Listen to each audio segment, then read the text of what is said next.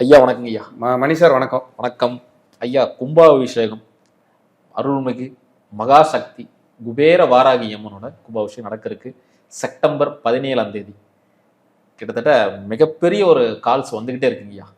நாங்களும் நிறைய பங்களிப்பு கொடுக்கணும்னு நேர்கள் நிறைய பேர் கோரிக்கை வச்சிருந்தாங்க. நீங்க அதை பத்தி கொஞ்சம் சொல்லுங்க. நிறைய கொடுத்துக்கிட்டு இருக்காங்க ஐயா. கண்டிப்பாங்க. மித்ரா டிவி, பக்தி யுகம் எல்லா அன்பர்களுக்கும், மந்த்ரா டிவி எல்லா அன்பர்களுக்கும் மற்றும் தமிழகத்தில் இருக்கிற அத்தனை அன்பர்களையும் இருகரம் கூப்பி கும்பாபிஷேகத்துக்கு வருக வருக என வரவேற்கிறேன். இதில் வந்துங்க செப்டம்பர் 17 மதுரை மீனாட்சி அம்மன் கோயிலுடைய கும்பாபிஷேகம் நடக்கிற அன்னைக்கு மகாசக்தி குபேர வாராகி அம்மனுடைய ஆலய கும்பாபிஷேகம் பிரம்மாண்டமாக நடக்கிறக்கியா. பிரம்மாண்டமாக அதை என்னுடைய அன்பு மாணவர்னு சொல்லலாம், என்னுடைய நண்பர்னு சொல்லலாம், எங்கள் குடும்ப உறுப்பினர்னு சொல்லலாம்.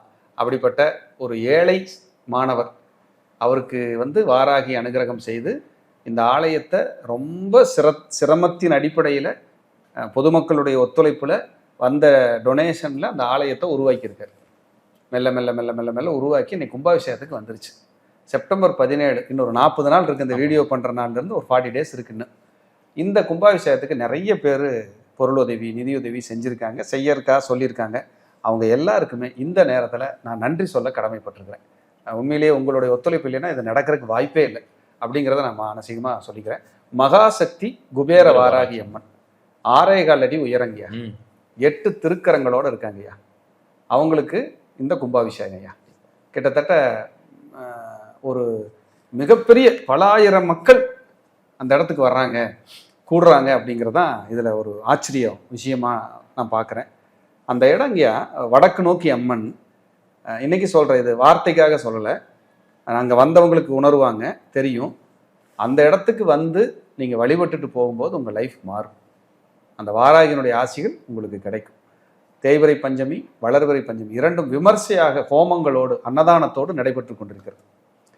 அந்த ஏழை மாணவர் திரு சக்திவேல் அவர்கள், சக்திவேல் சுவாமிகள், அவங்க குடும்பத்தார் இதுக்கு சிரத்தையாக தங்களை அர்ப்பணித்து அந்த இடத்துல திண்டுக்கல் மாவட்டம், திண்டுக்கல்லிருந்து குஜிலியம்பாறை போகிற வழியில் எரியோடுக்கு அடுத்தது என் புதுரோடுங்கிற ஊரில் ரோட்டின் மேலேயே பக்கத்திலேயே அமைந்திருக்கிற அற்புதமான ஒரு ஆலயம் தான் மகாசக்தி குபேர வாராகி அம்மன். குபேர வாராகி வடக்கு நோக்கி இருக்காங்க. ஒரு தாற்பரியமான கோயிலுங்கய்யா. அதுக்கு பின்னாடி ஒரு சின்ன வரலாறு, அருமையான வரலாறு இருக்குங்கய்யா. அந்த இடத்துக்கு ஏன் அந்த அம்பாள் அங்கே வந்தாங்கன்னு சொல்லி மதுரையிலிருந்து அவங்களும் வந்திருக்காங்க. அம்பாள், அந்த அம்பாள் ஒரு அற்புதமாக இருக்காங்க. உண்மத்த பைரவர் அங்கே வர்றாங்க. உண்மத்த பைரவர் நம்ம அம்பாளுடைய கணவர் உண்மத்த பைரவர். இனி உண்மத்த பைரவருங்கிறது படிப்புக்கான கடவுள்ங்கய்யா, பைரவருங்கய்யா. அது நிறைய பேருக்கு இனி நம்ம கொடுக்க போறோம். கண்டிப்பா அதை நம்ம ஒரு வீடியோவா அடுத்தது பண்ணுவோம். இந்த கும்பாபிஷேக விழாவிற்கு செப்டம்பர் 17 2026 வியாழக்கிழமை காலை 10:45 10:45 11:10 கும்பாபிஷேகம். கும்ப கலசத்துல தீர்த்தம் விடுறோம். நிறைய காசி தீர்த்தம், ராமேஸ்வர தீர்த்தம், கைலாஸ் தீர்த்தம், கிட்டத்தட்ட ஒரு 11 தீர்த்தங்கள் அங்கே வரவழைக்கப்பட்டிருக்குங்க. வந்திருக்கு. காசி போய் அடியேனே எடுத்துகிட்டு வந்தேன்.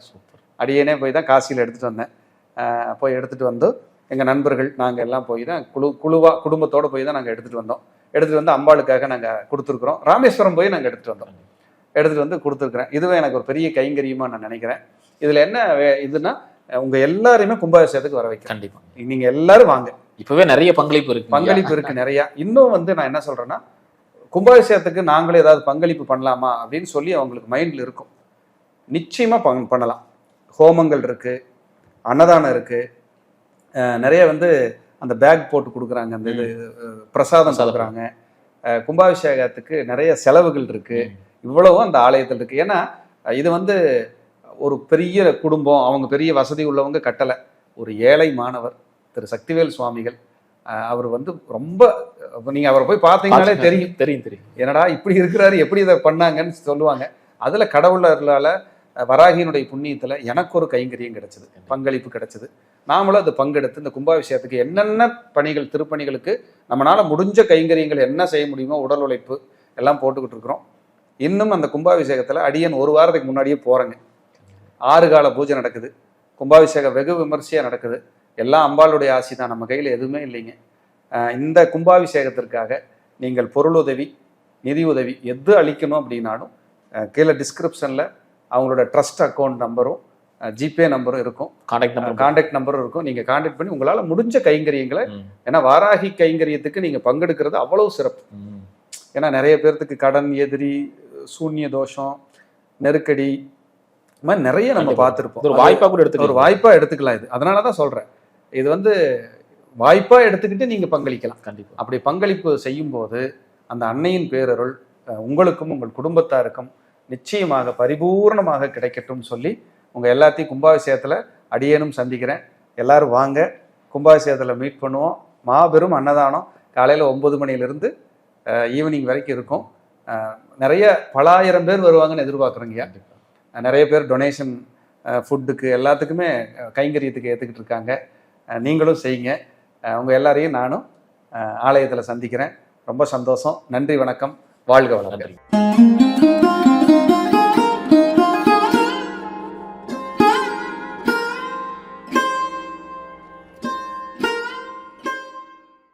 ஐயா வணக்கங்க ஐயா. மணி சார் வணக்கம். வணக்கம் வணக்கம் ஐயா. கடந்த எபிசோட்ல நம்ம இந்த ராகுகேது பயிற்சியோட முன்னோட்டம் போட்டிருந்தோம். நல்ல வரவேற்பு இருந்தது. நிறைய விஷயங்கள் ராகுகேது பத்தி நீங்க நிறைய சொல்லியிருந்தீங்க. ரொம்ப அற்புதமா இருந்தது. அதை சார்ந்து தான் இப்போ ஒரு காணொலி பண்ணலான்னு இருக்குங்க ஐயா. கண்டிப்பா.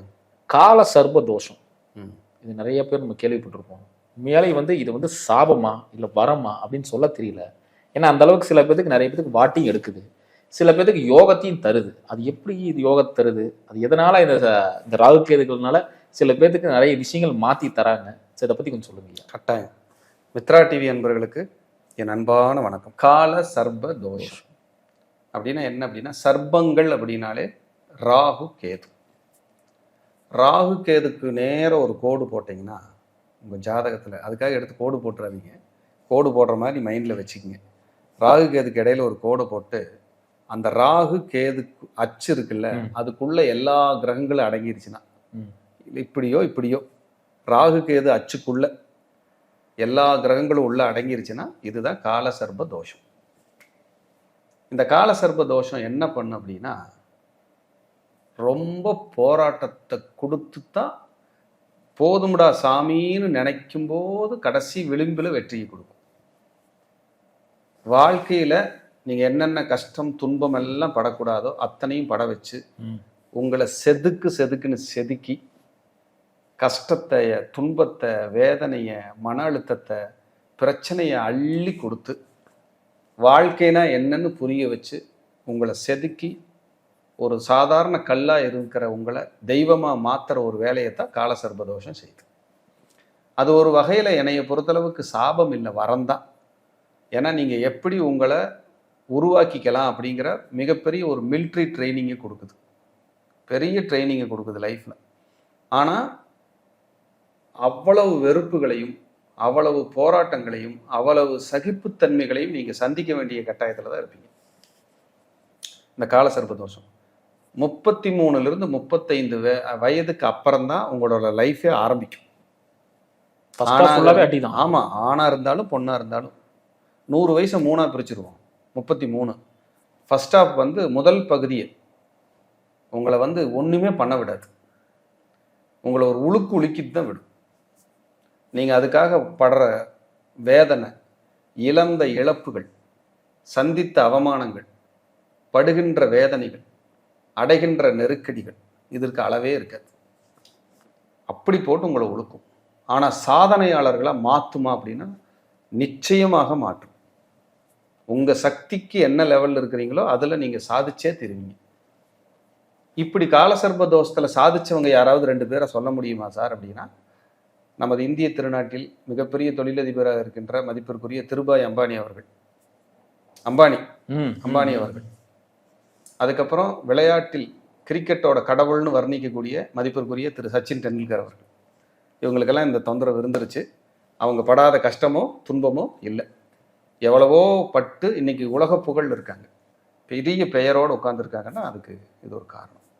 இவங்களை ஸ்புடம் போட்டு இவங்கள ஒரு தங்கமாக மாற்றி 40 வயசுக்கு மேலே தலை சிறந்த ஆன்மீகவாதியை மாற்றி விட்டுரும். கோயிலாக தான் இருப்பாங்க. தெய்வங்களுக்கு கும்பாபிஷேகம், கோயில், ஆன்மீகம், யாத்திரை, இதுக்கு போனால் தான் நான் நிம்மதியாக இருக்கிறேங்கிற மாதிரி முத்திர குத்திடும்.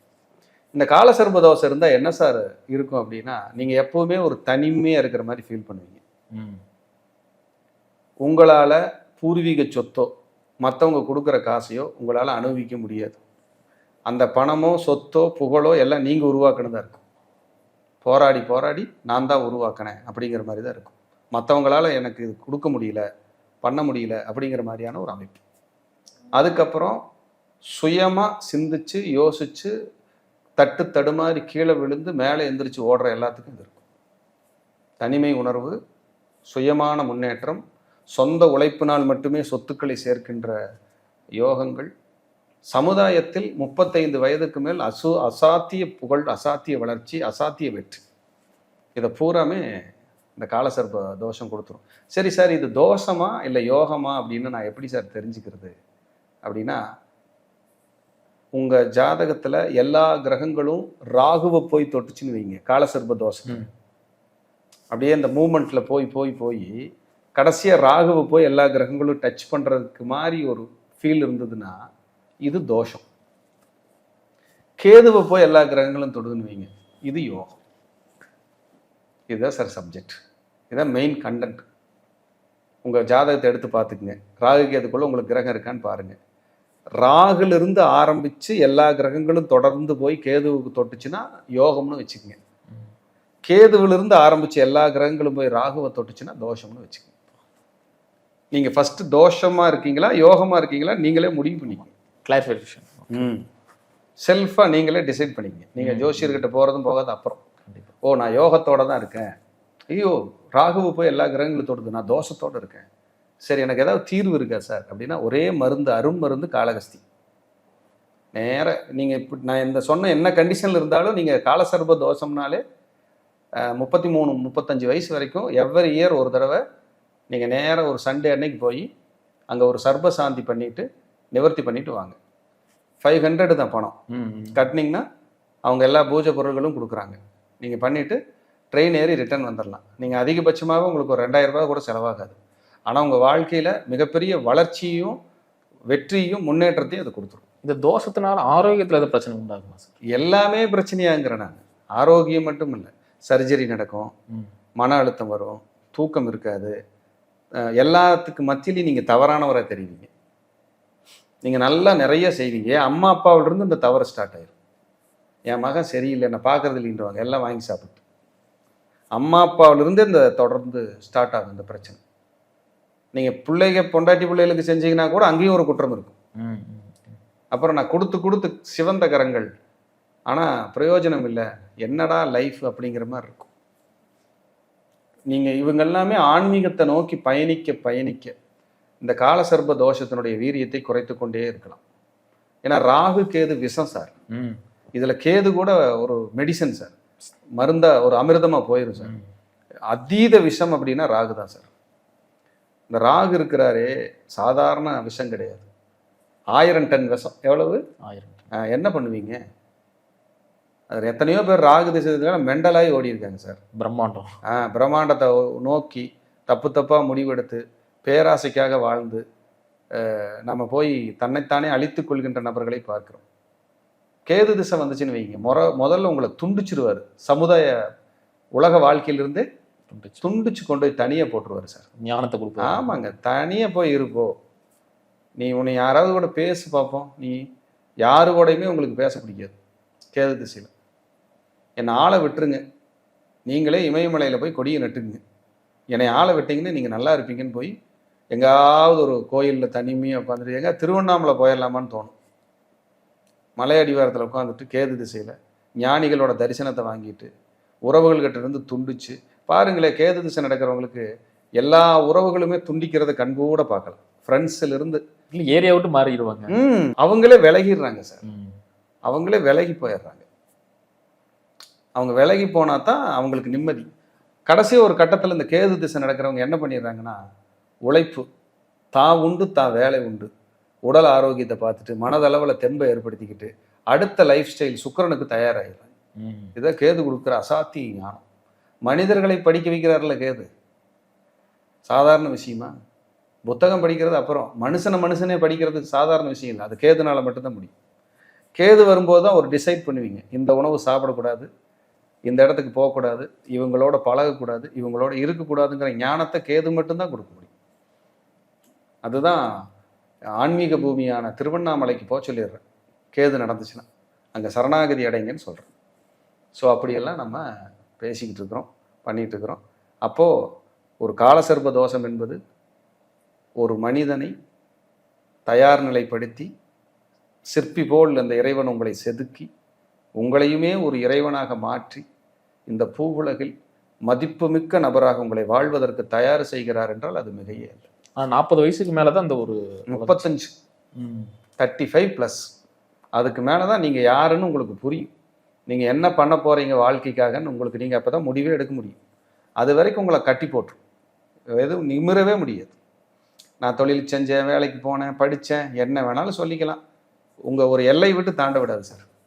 அதுக்கு காலகஸ்தி போய் சர்வசாந்தி பரிகாரம் பண்ணுறதுதான் அரும் மருந்து, தீர்வு.